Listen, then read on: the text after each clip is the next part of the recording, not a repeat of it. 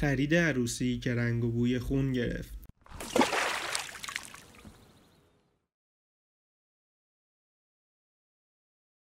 زوج جوانی که در یک نزاع مرگبار حضور داشتند و باعث قتل یک کارگر جوان شدند، چند ساعت پس از وقوع جرم بازداشت شدند.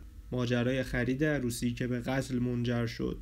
در شامگاه یکشنبه دوم دی ماه، مرگ مشکوک یک مرد جوان در یکی از پاساژهای میدان فردوسی تهران به مرکز فوریت‌های پلیسی 110 گزارش شد. با دریافت این خبر، تیمی از مجرب‌ترین کارآگاهان اداره دهم پلیس آگاهی تهران بزرگ به همراه قاضی محسن اختیاری، بازپرس ویژه قتل، شعبه اول دادسرای امور جنایی به محل حادثه اعزام شدند و تحقیقات اولیه را آغاز کردند. تیم جنایی در سرویس بهداشتی پاساژ با جسد مرد جوان افغانستانی مواجه شدند که به دلیل ضرب و جرح به قتل رسیده بود. بررسی‌های اولیه نشان می‌داد که مقتول مسئول نظافت سرویس بهداشتی بوده و در جریان یک درگیری با یک زوج جوان جان خود را از دست داده است. زوج جوان که در صحنه جنایت حضور داشتند دستگیر شدند و به زودی تحت تحقیقات قرار خواهند گرفت. یکی از متهمان در توضیح ماجرا گفت: با نام زدن برای خرید مراسم ازدواج به یکی از پاساژهای میدان فردوسی آمدیم و خریدهای ما تا دیر وقت ادامه داشت. در ساعات پایانی نام زدن به سرویس بهداشتی پاساژ رفت،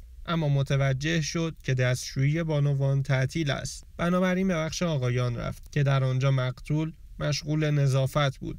او ادامه داد: در حین نظافت مقتول به طور ناگهانی با شلنگ آبی که در دست داشت نامزدم را خیس کرد که باعث مشاجره میان ما شد و به نامزدم بی احترامی صورت گرفت. در یک لحظه وارد درگیری شده و با ضرب و جرح کارگر جوان او را به قتل رساندم. پس از این اعتراف و پایان بررسی‌های میدانی در صحنه جرم، کارآگاهان اداره دهم پلیس آگاهی مأمور شدند تا تحقیقات اطلاعاتی خود را درباره این پرونده ادامه دهند. با دستور قاضی محسن اختیاری، جسد مقتول برای معاینات دقیق‌تر به پزشکی قانونی منتقل شد و متهمان به منظور روشن شدن زوایای پنهان پرونده به کارآگاهان اداره دهم پلیس آگاهی تهران بزرگ سپرده شدند.